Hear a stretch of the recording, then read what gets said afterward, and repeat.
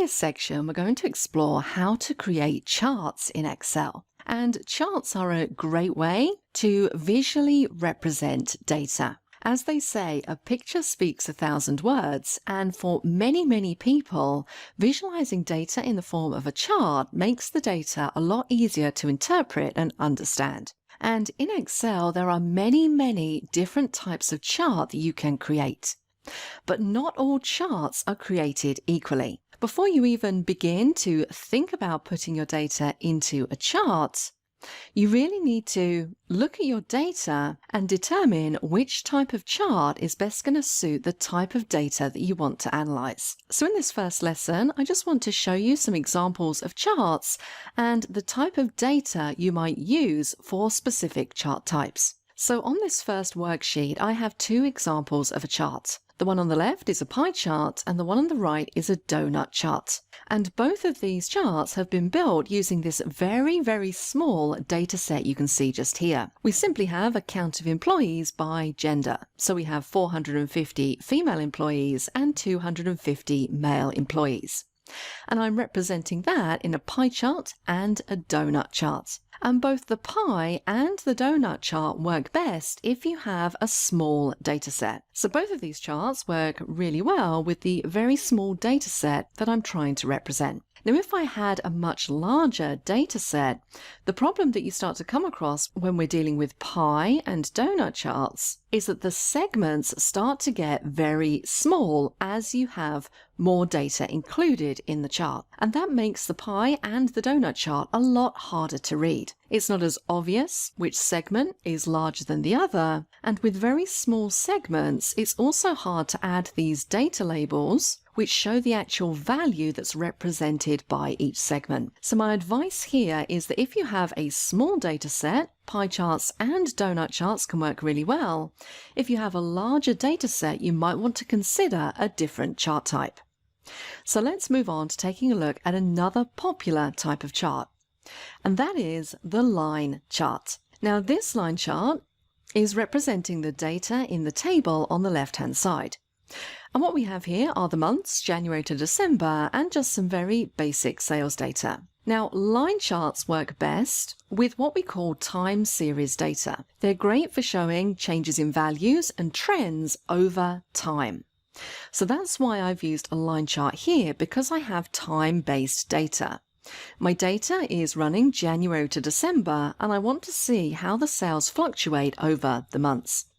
So for this type of data, the line chart is perfect. Now, probably the most common type of chart that you'll see people use is the column or the bar chart. And these are basically very similar. It just depends if you want the columns running horizontally or vertically. Now, bar and column charts are pretty much suitable for most types of data. I always say, if in doubt, try a column chart. Now, the data that I'm representing in both of these is again a very small data set, but these do actually work well if you have a larger data set. I'm showing the different regions and the sales for each region. And in this column chart, notice that I have what we call data labels, so you can see the actual value on the bar. And I've also added a trend line, so you can see if sales are going up or down as we move through the different regions. And as I said, the bar chart is basically very similar, except the bars are just switched the other way around.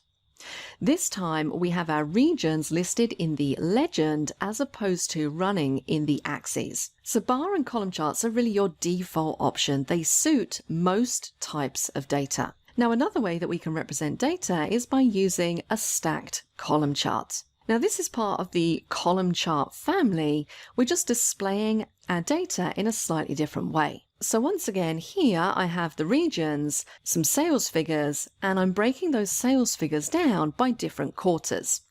And so to get a real true comparison between each quarter, I've selected the stacked column chart. Each color is represented by a region, and you can see that in the legend at the bottom. And then we can see a direct comparison of the sales values. So this is another really great way of displaying data that has two dimensions. In this case, the region and the quarter. Now, the final chart I want to show you, and this is by no means all of the charts available in Excel, I've really just tried to cherry pick some of the ones which I think are most useful. The final one is the map chart, and more specifically, the filled map chart. Now, this is a really effective looking chart. I think these look so awesome when you're displaying data. You can see here, this is a representation of the data that we have in the table on the left. I have all of the states of the USA listed out. I have the state code, and then I have some sales for each of the states. And those are being represented on a map of the US, and each state is shaded depending on the value of the sales. So the darker the shading, the higher the sales, the lighter the shading, the lower the sales. So this gives a really nice overview, and it's a really effective way of displaying geographical data. Now, if you want to see a full list of all of the charts that you have available in Excel, if you go up to the Insert tab, you can see in the Charts group just here, we have all of these different drop downs, and you'll see that there are so many different charts. We can also click the diagonal arrow in the bottom right-hand corner to see all of the charts organized by category. So if I click the All Charts tab at the top, you can see all of the different types of charts available. But it's really worth having a little browse through all of these when you're looking at your data and trying to determine which chart is going to best represent your information.